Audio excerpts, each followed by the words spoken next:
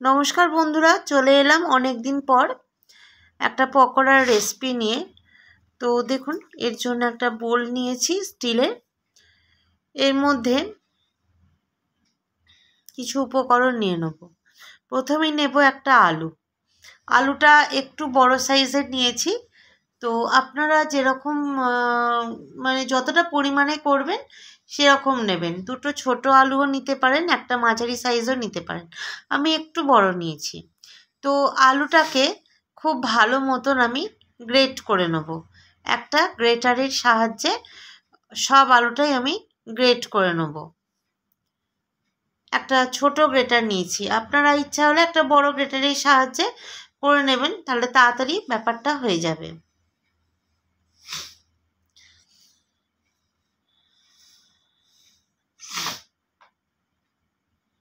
ছোট গ্রেটারে একটু সময় লাগে।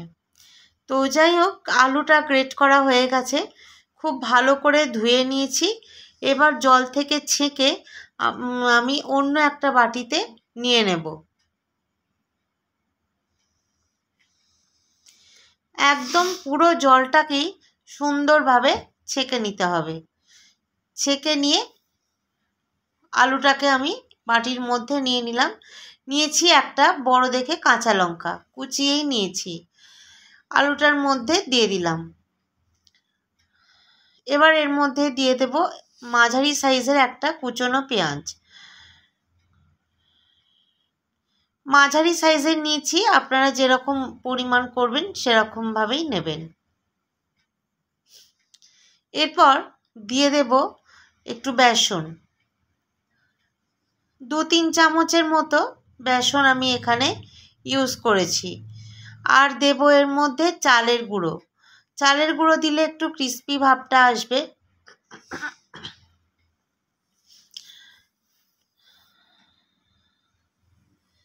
চালের গুঁড়ো না দিতে চাইলে আপনারা কর্নফ্লাওয়ার ইউজ করতে পারেন। আমি এখানে চালের গুঁড়ো দিলাম। আর দেব অল্প একটু খাবার সোডা। তো খাবার সোডাটা আপনারা স্কিপ করতে পারেন, তো আমি একটুখানি খাবার সোডা দিয়েছি। একটু ভালো করে সব কিছু মাখিয়ে নেব। তার আগে দিয়ে দেব একটুখানি নুন। পরিমাণ মতো নুনটা আপনারা দিয়ে নেবেন।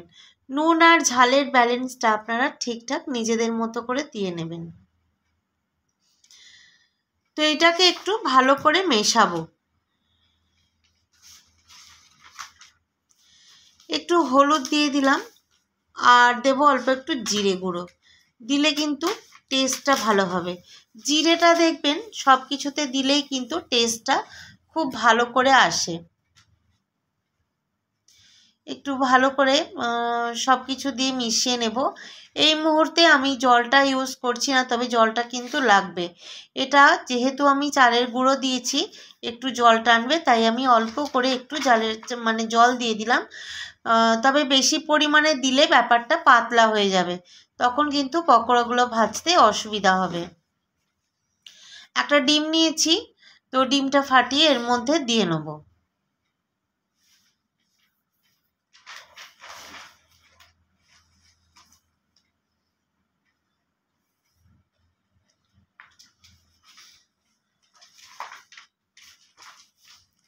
ডিমটার মধ্যে দিয়ে খুব ভালো করে এটাকে মিশিয়ে নিতে হবে।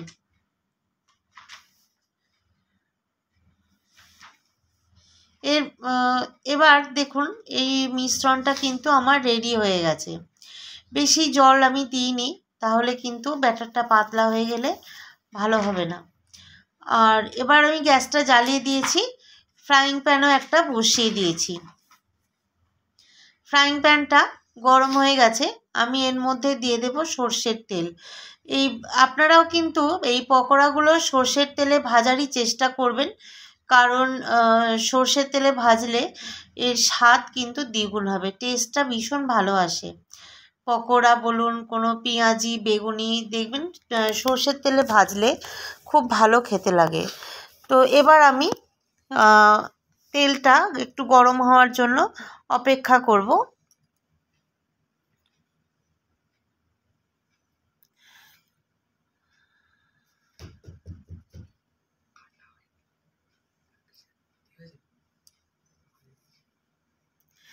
তো তেলটা গরম হয়ে গেছে, পকোড়াগুলো এবার একে একে আমি দিয়ে দেব। আমি একটা চামচের সাহায্যে একটু মিডিয়াম সাইজ করে দিচ্ছি, আপনারা একটু বড় ছোট যেরকম আপনাদের পছন্দ সেরকমভাবেই দেবেন।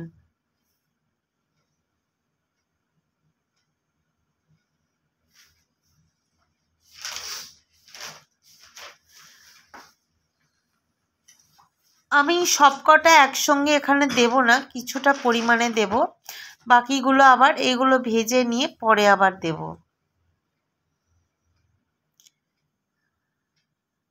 সবগুলো একসঙ্গে এর মধ্যে দিয়ে দিলে কিন্তু গায়ে গায়ে হয়ে যাবে আর ভালো লাগবে না, উঠতে চাইবে না।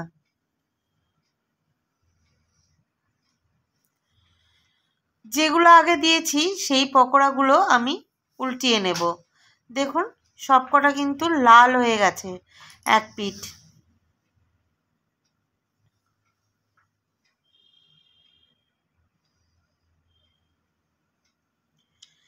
এবার পরের পিঠটাও এরকমই লাল করে ভেজে নেব।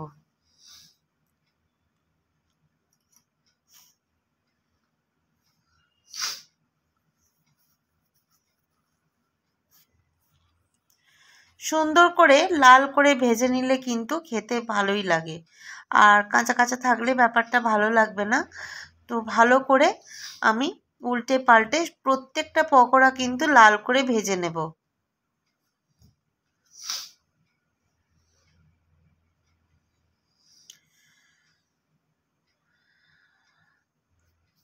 তো বন্ধুরা এর মধ্যে বলে রাখি, কিছুদিন অন্তর অন্তর আমি ভিডিওটা দিচ্ছি, কারণ শরীরটা এই মানে বৃষ্টির জল মাথায় পড়ছে তো, আর শরীরটা খারাপ হয়ে যাচ্ছে, মানে জ্বর ফর সর্দি ফর্দি হচ্ছে, কথা বলতে পারছি না, তো সেই কারণেই এইরকম হচ্ছে। যাই হোক, তো পকোড়াগুলো কিন্তু আমার ভাজা হয়ে গেছে, দেখুন লাল হয়ে গেছে দু পিঠ। এইবার আমি এগুলোকে তুলে সার্ভ করে আপনাদেরকে দেখাচ্ছি। তো তৈরি হয়ে গেল আমার আলু পেঁয়াজের পকোড়া।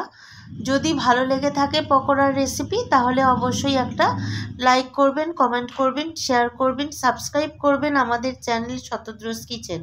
পাশে থাকা বেল আইকনটা অবশ্যই প্রেস করে দেবেন, তাহলে রোজকার যে কোনো ভিডিও দেব নোটিফিকেশান সবার আগে চলে যাবে আপনার কাছে।